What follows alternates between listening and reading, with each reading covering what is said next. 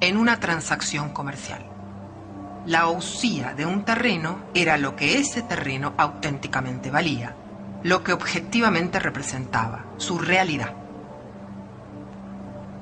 La palabra fue traducida luego por los romanos como substantia, es decir, lo que está por debajo, lo que sostiene. Lo sostenido por la sustancia, explica Aristóteles en su Metafísica, son los accidentes.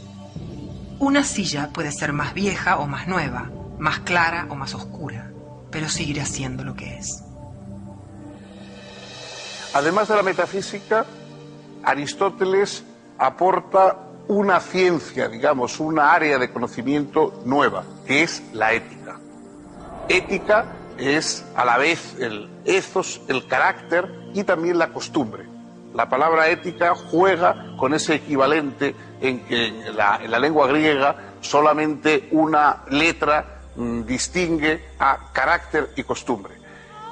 Aristóteles se pregunta cuál es la finalidad que debe buscar el ser humano en el mundo. Todo lo que hacemos es instrumental, sirve para conseguir tal y cual fin. Pero después de todos esos fines, ¿qué hay? Más allá de los fines parciales de nuestra vida, ¿qué es lo que podemos aspirar a encontrar? Aristóteles dice la felicidad. La felicidad es lo que los seres humanos buscamos. Y la ética no es ni mucho menos, como luego ha llegado a ser a partir de visiones más penitenciales, una búsqueda del deber, de la obligación, del sacrificio, etcétera. No. Para Aristóteles la ética es una reflexión sobre la acción humana en busca de la libertad. Y para ello lo que dice Aristóteles es que tenemos que intentar desarrollar las virtudes, es decir, los hábitos que nos dan fuerza, que nos ayudan a vivir mejor, porque no olvidemos que la palabra virtud, la palabra latina naturalmente virtud, viene de vir, de la fuerza viril, la fuerza, la excelencia, incluso la fuerza del guerrero. De modo que la virtud es lo que nos da fuerza frente a la debilidad, que es el vicio. La virtud es lo que aumenta nuestra fuerza y por lo tanto nuestra capacidad de alcanzarnos a la felicidad. ¿Dónde situar las virtudes? Evidentemente hay que situarlas, piensa Aristóteles, en el mundo de la acción humana. En la acción humana tan malo es ir demasiado lejos como no hacer lo suficiente. Tan malo es ser tan valiente que nos convertimos en temerarios y morimos en la primera de las empresas que acometemos, como ser cobarde y pusilánime y no atreverse a hacer lo que debe ser hecho. Por lo tanto, Aristóteles cree que las virtudes están en una especie de justo término medio entre el exceso y el defecto en un campo o un área determinada de acción. ¿Cómo podemos aprender cuál es ese término medio? Para Aristóteles no se basa exclusivamente en una definición de tipo teórico. Tenemos que verlo en la práctica, puesto que la ética tiene que relacionarse con la práctica, tenemos que buscar el modelo de nuestras acciones en la práctica. Hay que fijarse en los spudaioi, en los excelentes, en los magníficos. Es decir, cuando yo me pregunto ¿qué es verdaderamente el coraje? Debo pensar, ¿a quién quisiera yo tener a mi lado si estuviera en un momento de peligro? Esa persona en la que pienso es la que me puede indicar qué es el coraje, porque esa persona será un valiente.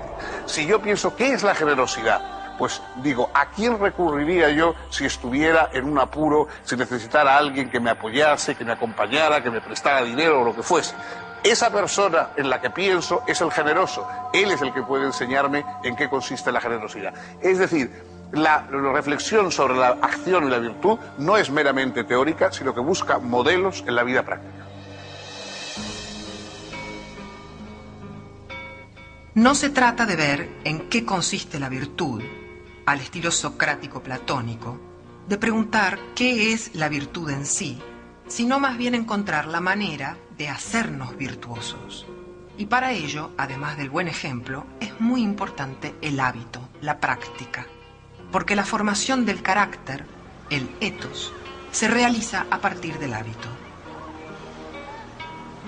La ética aristotélica es una ciencia de la prudencia y de la convivencia que muestra el carácter eminentemente práctico del filósofo. Para Aristóteles, la política es el prototipo de toda capacidad humana, ya que su objetivo es la vida feliz y digna de los ciudadanos. La finalidad del Estado es la promoción de la virtud y la felicidad de los ciudadanos. En este sentido, la política es la continuación y culminación de la ética. La política es la ciencia del bien más deseable y de los medios para obtenerlo. Ese bien más deseable es la vida noble y feliz. Los sofistas predicaban que los principios de la vida social son meramente convencionales y contrarios a la naturaleza. Aristóteles sostuvo, en cambio, que el hombre es, por su propia naturaleza, un animal político, destinado a vivir con otros hombres en el ámbito de la polis. Los sofistas afirmaban también que el Estado surge artificialmente de un contrato que restringe la libertad de cada uno en defensa de sus intereses mutuos.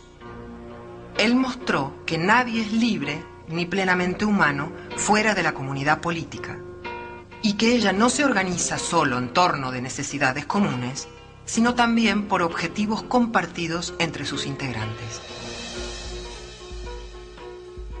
Todos estos temas fueron redactados en forma provisional y fragmentaria por Aristóteles en 8 capítulos, que fueron revisados y ajustados una y otra vez por el filósofo, hasta que finalmente los agrupó en un tratado conocido con el nombre de Política. Este carácter práctico también se refleja en su física, que explica el movimiento mediante su teoría de las 4 causas y sus nociones de acto y potencia. Según Aristóteles, la realidad es un organismo profundamente dinámico. Todo lo que hay está en movimiento y debe ser comprendido desde su causa eficiente, que es el origen, desde su causa material, que es aquello de qué está hecho, desde su causa formal, que es su configuración y distinción, y desde su causa final, que es el fin hacia el que tiende. Todo proceso natural es, pues, comprensible para el hombre que tenga la suficiente paciencia de preguntarse ordenadamente por su causa.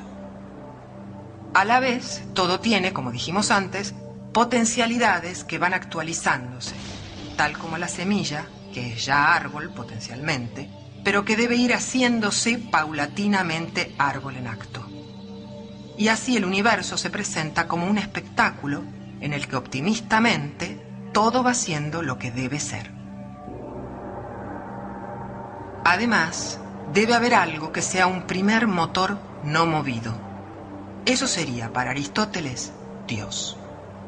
Dios como acto puro, primer motor que mueve sin distancia a todo lo demás. Plenitud sin carencia alguna. Aristóteles lo definía como vida feliz y perfecta, goce infinito, pensar que se piensa a sí mismo. El hombre puede tener solo un atisbo de esa plenitud gozosa en la medida en que participa de la inteligencia contemplativa.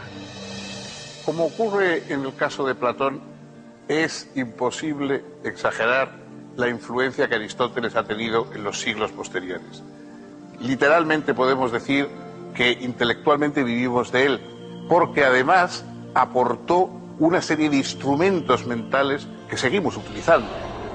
Cuando hablamos de sustancia, cuando hablamos de accidente, de potencia, de acto, cuando hablamos del mecanismo lógico, que repasamos los silogismos, las conclusiones que se sacan de unas premisas, etcétera, todo eso nos lo ha brindado Aristóteles.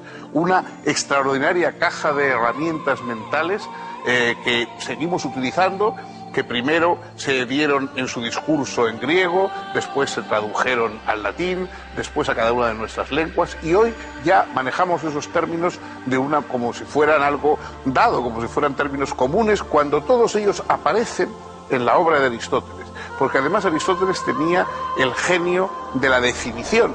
era capaz de brindar definiciones precisas y montar y desmontar, digamos, las piezas del gran rompecabezas mental, pasando del análisis, es decir, de la separación de las piezas, a la síntesis, la reconstrucción de los diversos elementos de un razonamiento, de un planteamiento discursivo, etcétera.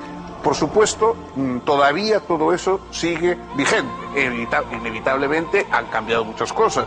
No, la lógica ya no es meramente la lógica aristotélica como lo fue durante siglos y siglos, sino que hoy ya tenemos otro tipo de lógicas más formales, basadas en principios diferentes, pero la base lógica y todavía lo que entendemos normalmente por razonamiento lógico, la mayoría de los profanos, es y deriva de lo que planteó Aristóteles. La ciencia ha avanzado enormemente y ya no responde ni la astronomía ni la física a lo que planteó Aristóteles, pero el vocabulario, los temas, las intuiciones aristotélicas, yo creo que todavía siguen vigentes. Hay una prueba de hasta qué punto él podía ser un científico minucioso y exacto. En uno de sus muchos libros, evidentemente hay errores en la obra de Aristóteles como en la de cualquiera, pero en uno de sus libros él dice que existen unos peces que hacen nidos, ¿no? Bueno, durante mucho tiempo eso se consideró que era pues uno de los errores que incluso un genio como Aristóteles podía cometer. Y recientemente, a comienzos del siglo XX, en unas pequeñas islas jonias, allí en el mar de la Jonia, se encontró un tipo de pez que hasta entonces era desconocido y que efectivamente hacía en las rocas unos nidos semejantes a los que describía Aristóteles. De modo que hasta ese punto todavía a lo largo del tiempo Aristóteles puede dar una sorpresa. En el campo conceptual ese magisterio continúa hasta hoy intacto. Bueno, hasta aquí hemos llegado hoy, hemos repasado esta obra fundamental de la filosofía. El próximo día continuaremos un paso más, un filósofo más, por esta discusión reflexiva sobre el pensamiento occidental.